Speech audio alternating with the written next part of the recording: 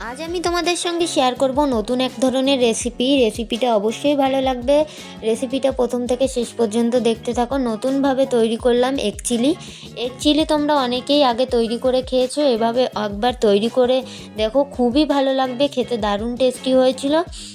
এবং ভিডিওটি ভালো লাগলে অবশ্যই লাইক কমেন্ট শেয়ার করো এবং চ্যানেলটিকে সাবস্ক্রাইব করে পাশে থেকো। চিলি চিকেন রেসিপি তো সবাই খেয়েছি, এইভাবে একবার এগ চিলি রেসিপি বাড়িতে তৈরি করে দেখো, দারুণ স্বাদ লাগবে এবং খুবই সুন্দর। এগ চিলি তৈরি করার জন্য প্রথমেই 7 থেকে 8টা ডিম নিয়ে নিলাম। এগুলোই ভেঙে নেব। ভেঙে একটা পাত্রে রেখে এগুলোই ব্লেন্ড করে নেব সামান্য পরিমাণ হলুদ এবং লবণ দিয়ে।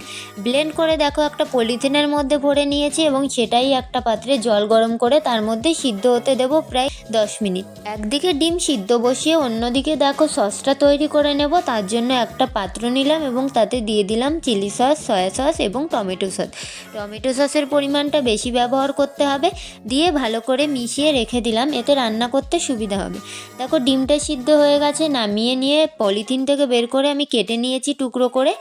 এবার একটা পাত্র নিলাম, এর মধ্যে দিয়ে দিলাম আদা, রসুন, পেঁয়াজ কুচি, সঙ্গে শুকনো লঙ্কা এবং ধনিয়া ও জিরে, এগুলো পেস্ট করে নিয়ে এগুলোই দিয়ে দিলাম। এবং এর মধ্যে দিয়ে দিলাম কিছু পরিমাণ কর্নফ্লাওয়ার, ধনিয়া গুঁড়ো, জিরে গুঁড়ো, এগুলো দিয়ে এর মধ্যে দিয়ে দিলাম হলুদ এবং লবণ। এরপর এর মধ্যে দিয়ে দেব আগে থেকে টুকরো করে রাখা ডিমের টুকরোগুলো দিয়ে ভালো করে এটা মাখিয়ে নেব। মাখিয়ে নেওয়ার পর এর মধ্যে দিয়ে দিয়েছিলাম কাশ্মীরি লঙ্কার গুঁড়ো, দিয়ে ভালো করে আমি মাখিয়ে নিলাম। মাখিয়ে নিয়ে দেখো একটা কড়াইতে তেল গরম করে এর মধ্যে একে একে তেলটা গরম হয়ে আসলে দিয়ে দেব এই ডিমগুলো দিয়ে ভালো করে ভেজে নেব। দেখো সবটা একসঙ্গে আমি দিইনি, অর্ধেকটা দিয়েছিলাম এবং অর্ধেকটা আবার এটা নামিয়ে পরে ভেজে নেব।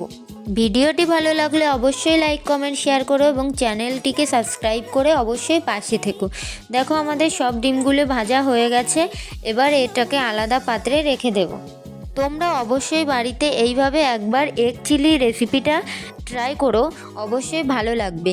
যে তেলের মধ্যে ডিমগুলো ভেজে নিয়েছিলাম ওই তেলের মধ্যেই আমি দিয়ে দিলাম তেজপাতা, জিরে এবং টুকরো করে রাখা টমেটোগুলো দিয়ে এর মধ্যে দিয়ে দিয়েছিলাম পেঁয়াজের কিছু টুকরো, এবং তাছাড়া আমি পেঁয়াজের টুকরো করে রেখেছিলাম এবং ক্যাপসিকাম কেটে রেখেছিলাম, সেগুলোই এর মধ্যে দিয়ে দেব এবং সবগুলো একসঙ্গে ভালো করে কিছুক্ষণ ভেজে নেব। মশলাটা ভালো করে কষিয়ে নেওয়ার পর এর মধ্যে দিয়ে দেব পরিমাণ মতো জল দিয়ে গ্রেভিটা আমরা একটু গাঢ় করে নেব। এরপর এর মধ্যে দিয়ে দিলাম কিছু পরিমাণ কাশ্মীরি লঙ্কার গুঁড়ো, কিছুটা পরিমাণ হলুদ এবং সঙ্গে ধনিয়া ও জিরে গুঁড়ো, যেটা এই রেসিপিটিকে সুস্বাদু করেছিল। এইবার দেখো আগে যে সসটা রেডি করে দিয়েছিলাম সেটাই গ্রেভি গাঢ় হয়ে আসলে এর মধ্যে দিয়ে দেব।